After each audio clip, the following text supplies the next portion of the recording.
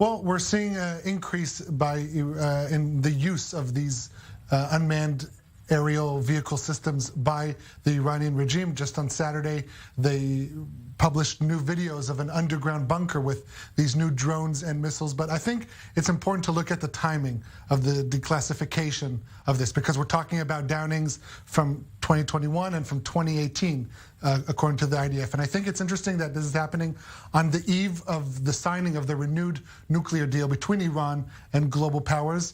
And Israel appears to be changing its strategy. Instead of trying to affect the substance of the deal, it appears the strategy is now more moving on to trying to expose Iran's malicious activity in the region. And to that end, they're showing the multiple events using, yes, for the first time, these two F-35 stealth bombers. Israel has 27 of them. By 2024, there'll be 50 of those in Israel's possession.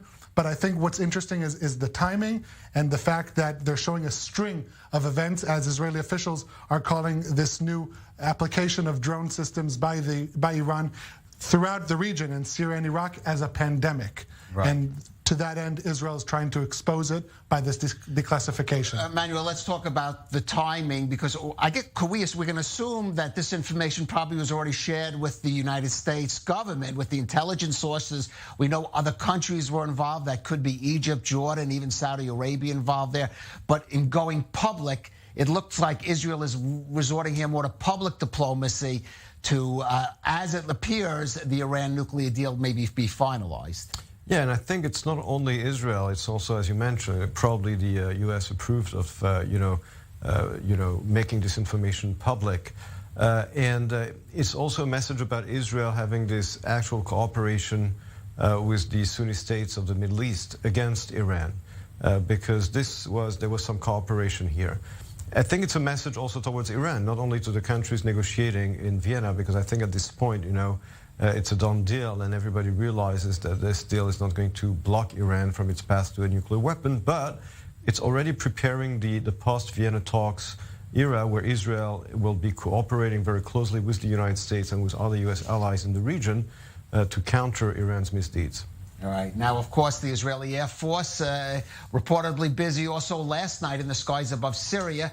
Syrian state media reporting today of an Israeli airstrike outside Damascus that killed 2 people and what looks like a resumption of Israeli targeting of Iranian-backed militias inside Syria. Significantly, it's the first since the beginning of the Ukraine invasion. And Ariel, I think once again, timing is significant here. Timing is significant. I'll just note that reporting in Syria states that the 2 civilian casualties were killed by anti-aircraft missile that hit a residential area, but in the Israeli strike, 4 Syrian soldiers were killed. And yes, this is part of Israel's covert or not so covert action against Iranian installations in Syria, and also many of them have to do with these drone systems that are being deployed there. But Emmanuel, also coming after that discussion, the most recent discussion between Vladimir Putin and Prime Minister Bennett on Ukraine, but other issues, and perhaps also some significance there. It's obviously a reminder that Israel is acting in Syria's skies, and does need still this freedom of action, which of course depends on the goodwill of Vladimir Putin, which, as we know, also explains why Israel has been very cautious vis-a-vis Russia. So this, obviously, it's a reminder that Israel still needs to act in Syria. Whether or not this justifies Israel's very timid attitude towards Russia and in Russia's aggression towards Ukraine is, of course, open to debate. Well, I'm just going to focus on your word timid there. Well, because I think, look, there's been a division of labor, of course, as we know, between Prime Minister Bennett and Foreign Minister Lapid, with Lapid saying we condemned the invasion of the Ukraine, but Bennett never did. Bennett never actually condemned Russia. He just expressed his support and empathy for the Ukrainian people. Obviously, Israel has not been going out of its way to condemn Russia.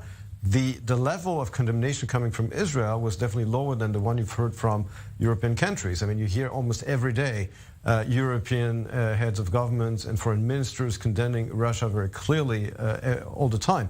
So Israel has been more timid. That's the term I used. And as I said, it's really a matter of debate of whether or not this is really helpful in order for Israel to keep its freedom of action in Syria. We don't know exactly if really Vladimir Putin would block Israel from acting if Israel was being more outspoken against his aggression against Ukraine. Right, and so we certainly can assume these are the very same discussions that are going on in the highest levels of the Israeli security and political establishment. Dr. Emmanuel, Ariel, Oseran, thanks for joining us.